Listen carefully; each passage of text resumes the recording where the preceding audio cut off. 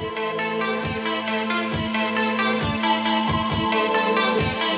you were telling me, Kane, that you guys are the largest Persian radio on the West Coast, or? Well, in the U.S., we're the only FCC licensed radio station, so we're proud to be number one. He has a presentation for us. He's going to talk a little bit and maybe answer some questions about how new media and digital media works for small businesses. Kane is also a member of the board of directors here, and we just really appreciate you doing this presentation for us. Everybody, Kane Biscaya.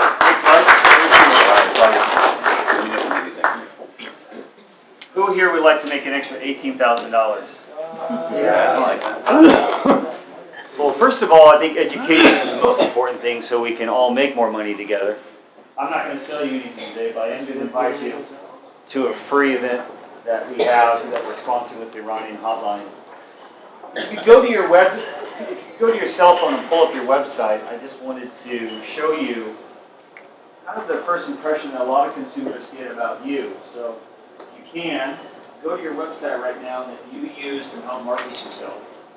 Let's take a look at that together, because what we often find is that a lot of websites aren't optimized for mobile viewing. So I'm going to pick on one of my clients and show you one of their websites.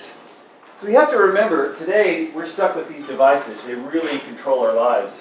There's a lot of artificial intelligence that's collecting all our data, and that data is then sold to companies like Nielsen. Facebook is certainly selling information to political strategists. But if you look at a website like this, can anyone actually see what's going on with this website? Not at all. So it's not optimized for mobile viewing. So you want to make sure that your website, first and foremost, is friendly to the eye, especially on a mobile environment, because this is how 50% of people who interact with you as a brand is going to see you for the first time. I literally can't see anything on this. And if you need reading glasses, there's no way you're going to be able to see this. So look at your website right now and say, hey, should I spend a few $100s to improve my first impression? Because that's the impression the consumer is going to get about you. They're not going to call you right away. They're going to go to your website. They're going to do a little research about you. Then they might call you. The other thing to think about is, what are you putting on your website? Does anybody here post regularly on their website as far as blog, content? Anybody? Sir, will you share with us a little bit of what you do on your website?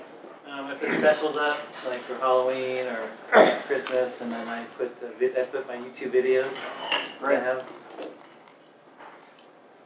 So you hit upon something very important. Create video. Video is a great way to engage a client, not only with visuals, but with audio.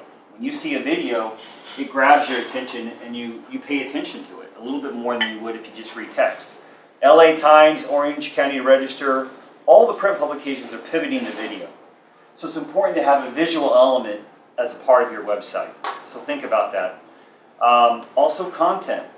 People love to hear free advice. Anthony Robbins doesn't want you just to see his free video posting on Facebook. What he's trying to do is to get you to one of his seminars in Orlando.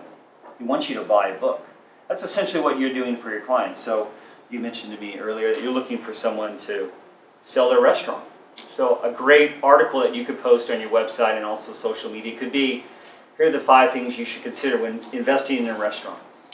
Now, you're giving them free advice, but ultimately you're becoming a resource for them. So think about your website as a way for you to become a publisher. And that's what Donald Trump talks about all the time. You know, the cheapest way for him to get the news out is through his Twitter account. He doesn't need to own anything. So that's how you should view your social media. Also, your social media should link up. In our case, we put our social media handles up top, but they should automatically link up from your website.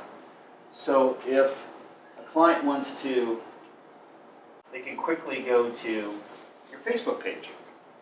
So Facebook page arguably is probably the most powerful of all social media. So I encourage you to spend a little bit of time every day to whatever you're posting on your website. So if you have specials for Halloween, let's push that content right over to Facebook. Facebook is a great way to engage the listeners that you have, or not, I should say listeners, the fans that you have on your social media, but also you can create events, you can set up an offer, and then you can spend $5 a day to help make $1,000 by the end of the month. Potentially by running ads in the local community. So use your Facebook, your Instagram, Twitter if you're a Twitter person. Wake up in the morning, just spend an extra 30 minutes getting content. Either it's maybe an article you're going to share from LA Times, or maybe it's something you're going to create that you can post on all your channels. Any questions? Anybody can interrupt me at any time.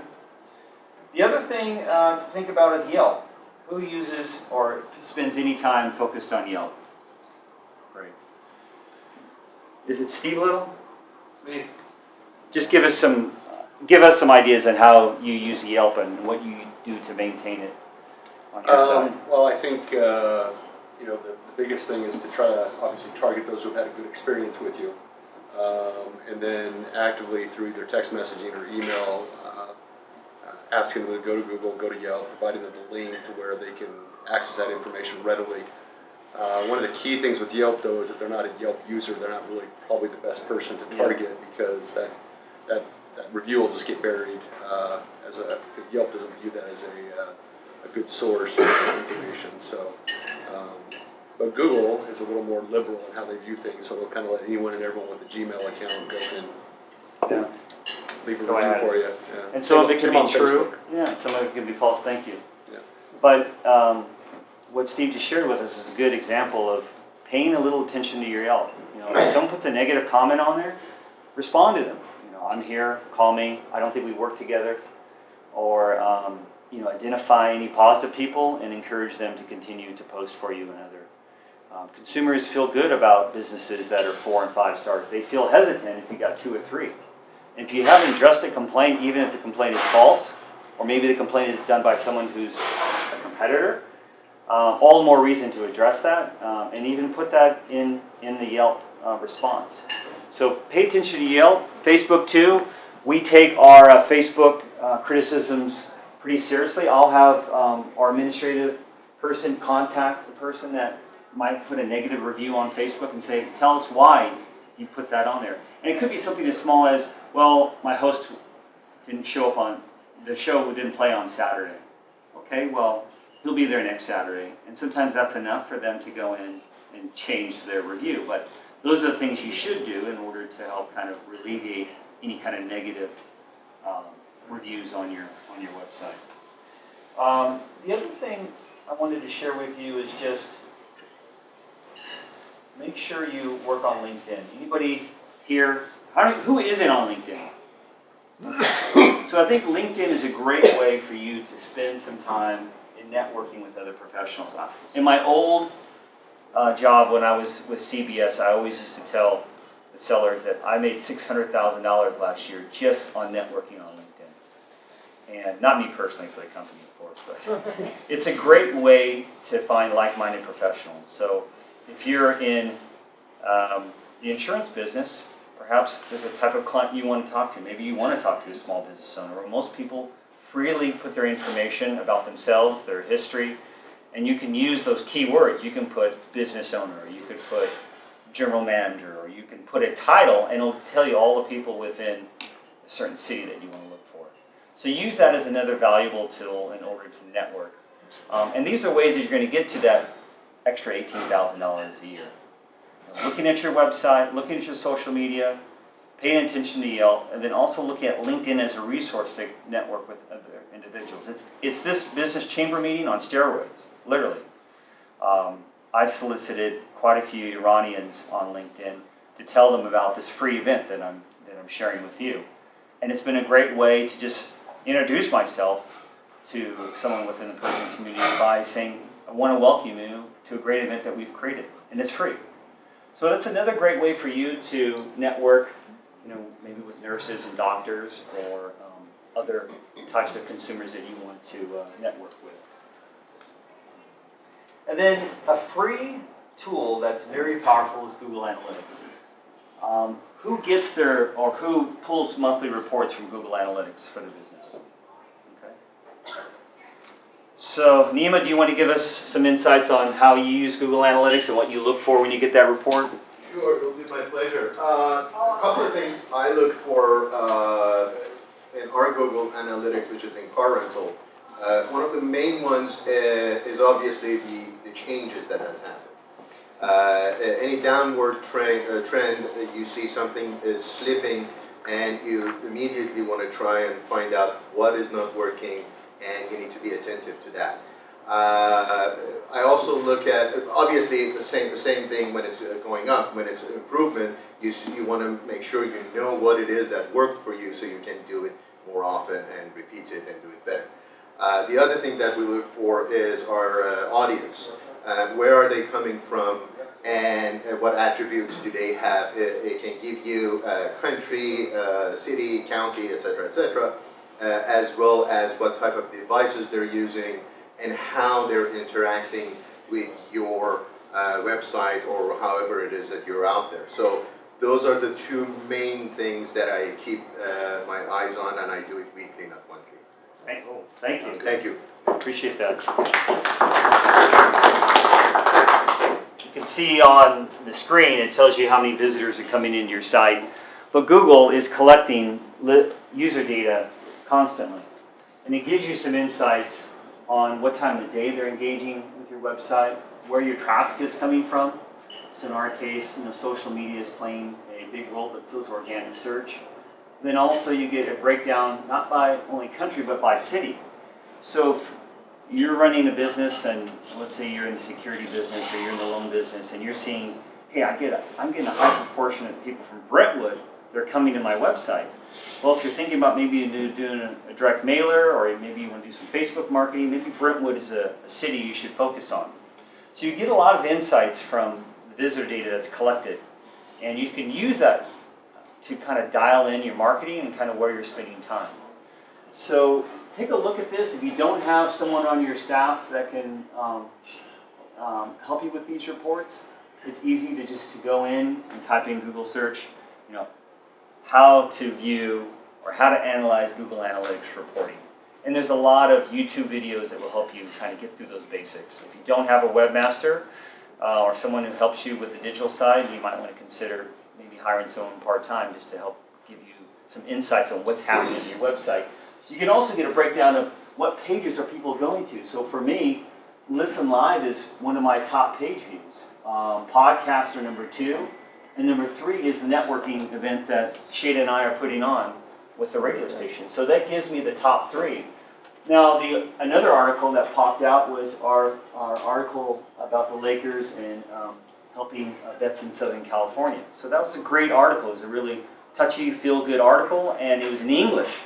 So it wasn't in Farsi, but it performed very well. So it gives me a snapshot of what pages consumers are going to and consuming our content. And then another good variable that I like is to look at, if you're not mobile friendly, 38% of people coming to my website would have had a bad experience. But our website is mobile friendly. So you too want to take the extra time, spend the extra $500, $800, whatever it's going to do to optimize your website, but make it mobile friendly. And then lastly, you can set revenue goals. I have goals as far as I want consumers to spend time on our website, at least 5 minutes, and it tells me what percentage of those consumers stayed on our website and ingested content. And I also spend a fair amount of money marketing our radio station. So I use YouTube, I use Google keyword PPC, I also use Facebook, and so for a few dollars a day, $3 to $5 a day, I spend money marketing my radio stations to Persians. So I suggest any money you put into external marketing will pay you back. So it's in some ways paying forward. So go into Facebook, go into YouTube, start creating content and start marketing that content.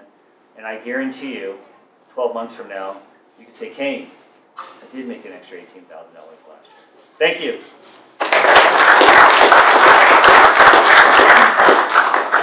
We have time for questions, so if you have any questions for Kane on maybe how to implement some of these things, etc. You list your business for free today? Yes. So if you go to SoCalPersian.com and click on our business directory, just click on Create Listing, and I'd love to put your business in our directory at no cost. Is that with the link, like a backlink? No, it's on the home page. You'll say Business Directory. When you go to SoCalPersian.com, you click on. I think he's asking, can you put a link to your business? Yeah, oh yeah. Yeah. Full information, description, logo as well, or picture. One of the questions I have that you may want to answer, let's say somebody has a WordPress site, probably most of the websites here are WordPress sites. If they want to get Google Analytics and their web developer didn't install Google Analytics initially when they built the site, how would they go about doing that? Is there an easy way to do that? Well, go to Google Analytics and set up an account. It gives you the scripting to put into all pages. So usually WordPress, it's a universal header that you drop in the script and then it populates automatically on all your pages. It's a pretty uniform process. If not, you can call Buzz and he can educate you on how to do that. Yeah, there's actually a plugin, it's called Monster Insights, it's free.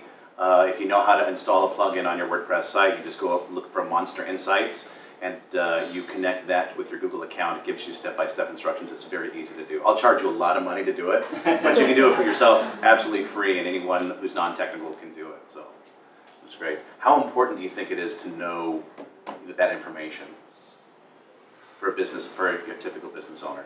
I would say it's important for you to have your cell phone today. If not, then you should just lock in your car and not look at it all day.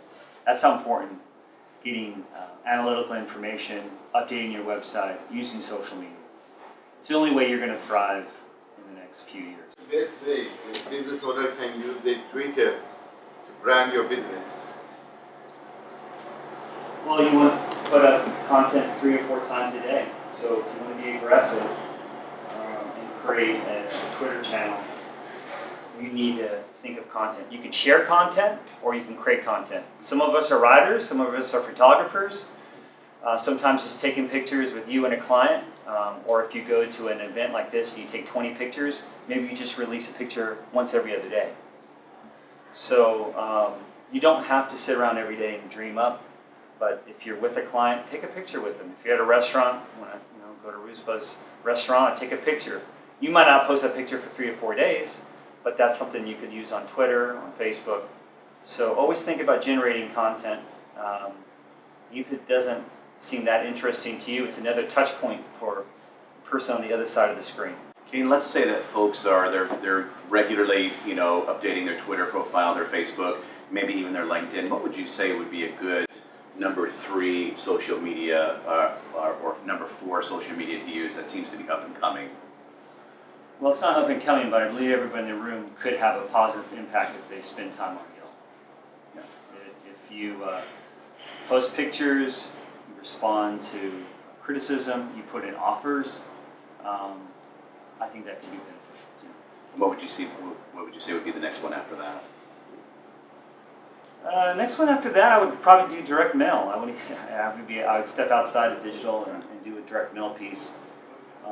Although it can be expensive, to the exact profile person you're looking for. Great. Kane, Joe. And as far as Yelp, I mean, Yelp is organized crime. Yeah. It's run by the mob, Yep. and by using it and engaging on it, are we encouraging organized crime? There's a lot of crime in our government, unfortunately. There's crime everywhere in business. I mean, Facebook and Google are the biggest criminals in the world. Not very. 100%.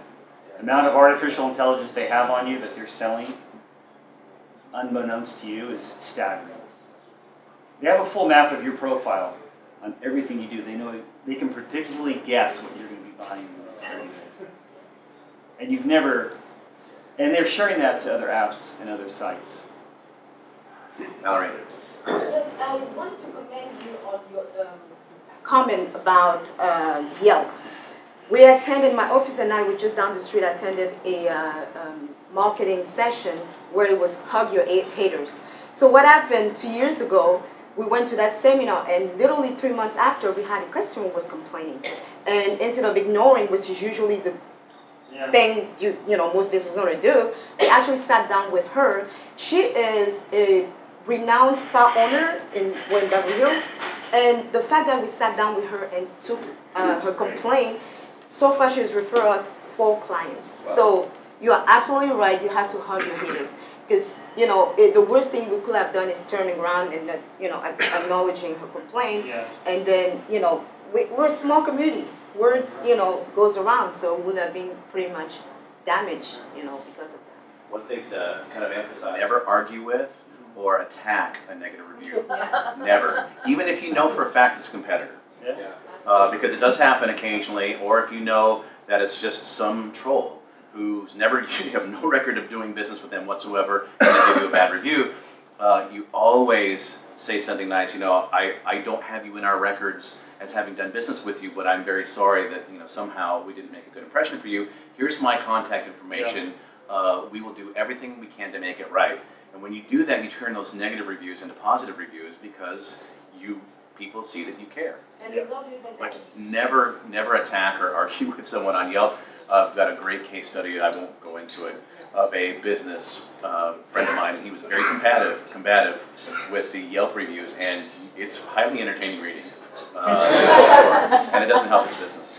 Robert? LinkedIn, do you think then, as far as like for premium, it should be a regular purchase then too, if somebody's using LinkedIn? You're asking me if you should pay for the upgrade? Yeah, for the up. I pay for the upgrade. Yeah. Because the upgrade allows me to communicate directly with people that aren't in my network and send them a message. So the 23 or 29 messages I have a month, I really think about. On LinkedIn you're talking about? Yeah, on But LinkedIn. can you still connect with somebody even though? You can send them an invite to. No, but I'm saying if you don't have a premium account. You can't send them a message, but you can request that they connect with you. The good thing about LinkedIn is it's well worth the $50 a month because I look for marketing directors and I look for ethnic people in charge of ethnic advertising at top companies. I would say like Inc. 5,000 companies. This is the only way I can get a hold of them. Unless you go through a program called Redbooks, which you can pay to mine data, which is very accurate. But I believe you should spend the $50 a month for LinkedIn. That's probably your best $50 to spend. If you're going to get $100 a month and put it towards advertising, I would spend $50 on LinkedIn, put a little bit on Facebook, and then avoid paying Yelp anything because they are they're probably the most unsavory of the bunch. And then spend a few dollars in other areas that you feel are productive for your business. Nima? Can I just add one more thing? The platforms that you talked about and the different ways of reaching and communicating with your customer, it also depends on what your business is and who your target audience is. As an example, with Facebook you would reach a certain demographic versus Instagram where you reach another demographic. Facebook users nowadays tend to be a little bit older, Instagram tend to be a little bit younger, and Snapchat are the youngest ones, and et cetera, et cetera. So you also need to look at what the type of business you have and who you are trying to reach and how you communicate and how you incentivize. That will dictate which one of these you should emphasize more and which one you should buy or buy the upgrade to, depending on where you're trying to get to. And Facebook, you can advertise directly from your Facebook ad manager on Instagram. So I would also encourage Instagram. I don't know if I focused on that. That's equally as important as your Facebook. But a lot of that content can be shared. For your Instagram account on your mobile phone, you can push directly to Facebook. So you could sit there after this meeting, take a picture with one of your friends. Hey, great time at the chamber, and just push it. And that you've done your part in posting content, so you show up in a consumer's newsfeed. Kane, there's very few of us in the internet marketing, digital advertising world who came from the radio business. That's kind of a unique perspective. Can you talk a little bit about, many folks in our field will say, oh, you don't need radio, you don't need TV, you don't need any traditional advertising. All you need is this, internet marketing widget or whatever. Could you talk a little bit about maybe the role of radio, the role of traditional media these days, now that we're in a fully, mature internet marketing world? I mean, if you look at the flyer I passed out, that's a chance for you to engage with real people at an event with hosts from the radio station that you like to listen to. So some of you may be KFI listeners, some of you may be KNX listeners, some of you might love NPR. You have your favorite anchors, you have your favorite shows that you listen to habitually. Now, will a millennial grow up that way? I have no idea. But I know that Generation X and Boomers love their radio, and they love their radio personalities. They love opinion, they love dialogue. That's not something you can get on the internet. There's no dialogue with BuzzFeed. It's an article, posted, it's a video. So a dialogue conversation only happens with radio, which really makes us an influencer. So the success that we've had with Persian radio is that I have tens of thousands of Persians that since 1999 loved our radio station, or even hate some of the hosts on the radio station, but they still tune in to listen. So you might hate Rush, but there's plenty of liberals that listen to Rush. So if you're going to advertise your product, radio is a great way, whether you love or hate the host, to put some dollars into it and get your money back. So radio makes millionaires. I can't say that about on the digital side. You're also overwhelmed on digital. Everything is on the visual side. And so unless someone sees an ad and engages in the ad, with audio you can't escape it. Whether it's TV or radio, it's in your ear, it's in your brain. So that's something that doesn't happen. It happens on YouTube environment for sure. But YouTube ads most of us skip because we want to get to our content. But it's a great way to put an impression on someone. So audio I think is great or radio, because there's hosts involved, there's personalities that you like. So you might be a Jim Rome fan, or you might like Rush, or who knows, or Howard Stern. But if they're going to be talking about the latest underwear they just purchased, you're going to pay attention. Like, hey, maybe I should check out that underwear too. So endorsements are a very powerful tool that other mediums don't. What would you say? Want to ask a question? I was going to say, what would you say about kind of the podcast world and whether having a podcast or advertising on a podcast? Very effective. And if you're comfortable with a microphone for $99 at Best Buy, you can get a podcast set up with a microphone and a USB and plug it in your computer and start creating podcasts for insurance, for real estate, and have an episode that you push out once a month, and you put that on your website. We have a podcast channel on our website. As you saw, it's the third most favored page. So if you like to talk, and you feel comfortable talking inside of a microphone or towards a microphone, I would say start a podcast channel. It's great. Do you have a question?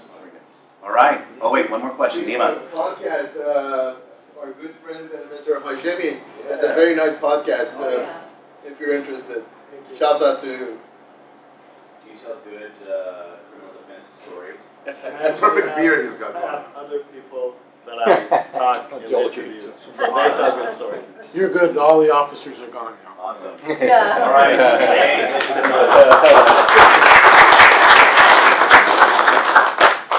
All right, so we are about ready to bring our program to a close for this morning. There is still food if you'd like to grab a plate of seconds or thirds or fourths, whatever. It's all good to go. Feel free to stay and do some more open networking, etc. Board of Directors, do I have any other announcements that I forgot that you guys want me to mention? Anything going once, going twice? Okay. Well, I'd love to close the meeting with a quote. And today, my quote is from Tony Robbins. And since we're kind of talking about advertising, digital marketing, it's all about communication, right? So this is a great quote of his that I like about communication. To effectively communicate, we must realize that we are all different in the way we perceive the world and use this understanding as a guide to our communication with others. So go out with great understanding and communicate with others, and we will see you next time.